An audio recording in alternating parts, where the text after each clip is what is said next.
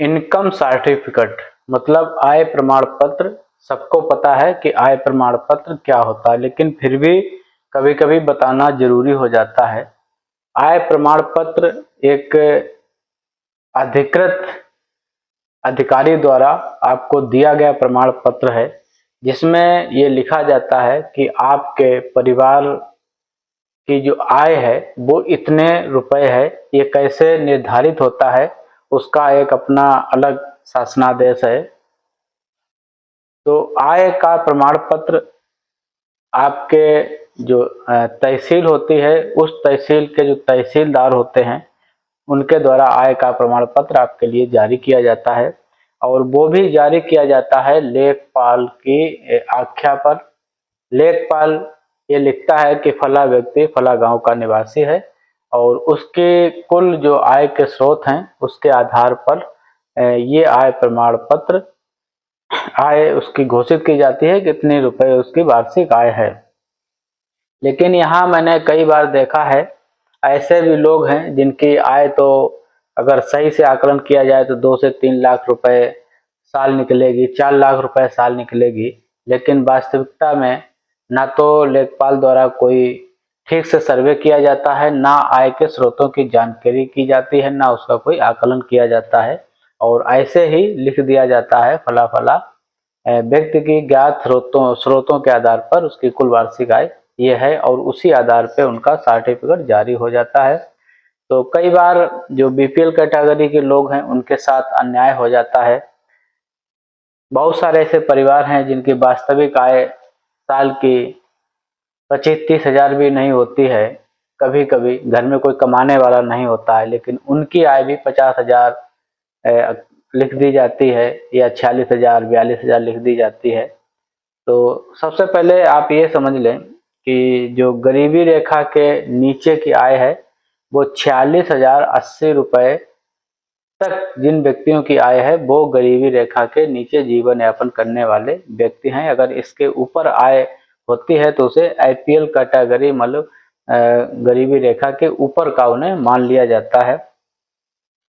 तो हमने आय प्रमाण पत्र की बात क्यों की, चलो एक हम बताते हैं कि कितनी योजनाएं ऐसी हैं जिसमें आय प्रमाण पत्र की आवश्यकता पड़ती है, और किस योजना के लिए आपको कितनी आय का सर्टिफिकेट बनवाना चाहिए। ये कभी आपने नहीं सोचा होगा। अक्सर आप बहुत सारी योजनाओं के आवेदन करने जाते हैं, चाहे वो पेंशन हो, पेंशन में विधवा पेंशन है, विकलांग पेंशन है, वृद्धावस्था पेंशन है, मुख्यमंत्री बाल सेवा योजना के आवेदन जो लोग करते हैं वो आय प्रमाण पत्र बनवाते हैं। सामूहिक विवाह योजना में आवेदन के समय आय का प्रमाण पत्र लगता है। अंत्योदय अन्न योजना के लिए आय प्रमाण पत्र की आवश्यकता पड़ती है। बीपीएल राशन कार्ड के लिए आय प्रमाण पत्र की आवश्यकता पड़ती है। और बाल सेवा योजना है, स्पॉन्सरशिप योजना है, छात्रवृत्ति योजनाएं हैं, आवास योजना है, लगभग सभी में आय प्रमाण पत्र की आवश्यकता पड़ती है। लेकिन आपको ये नहीं मालूम होगा कि किस योजना के लिए कितनी आय होनी चाहिए जिससे उसका हम लाभ हमें मिले और उतने का ही प्रमाण पत्र तहसील से जारी हो जाए। तो यहाँ सबसे पहले मैं पेंशन के जिक्र करूंगा। विधवा पेंशन के लिए जो आय होती है वो 2 लाख रुपए तक मान्य होती है। 2 लाख रुपए से ज्यादा नहीं होनी चाहिए। 2 लाख रुपए है या उससे कम है तो वो पात्र है पेंशन दिए जाने के लिए। वहीं पे विकलांग व्यक्तियों के लिए गरीबी रेखा के नीचे वाली आय मान्य होती है जो 46,080 रुपए होती है। तो इतनी आय से अगर कम है तो उसे इस योजना का लाभ मिल जाएगा। और वहीं वृद्धावस्था पेंशन के लिए भी यही आय है, 46,080 रुपए से कम की आय का प्रमाण पत्र उसमें लगता है। शहरी क्षेत्र में ये 56,480 रुपए माना जाता है कि इतनी आय वाले व्यक्ति भी गरीबी रेखा के नीचे जीवन यापन कर रहे हैं। वहीं छात्रवृत्ति की बहुत सारी योजनाएं चलती हैं, वो कक्षा 8 से लेकर 10, 12 और ऊपर के कक्षाओं तक। उसमें जो आय होती है वो 2 लाख रुपए तक मान्य होती है। उनके अभिभावक या परिवार की आय 2 लाख रुपए तक अगर है तो वो छात्रवृत्ति योजनाओं का लाभ लेने के लिए पात्र हैं।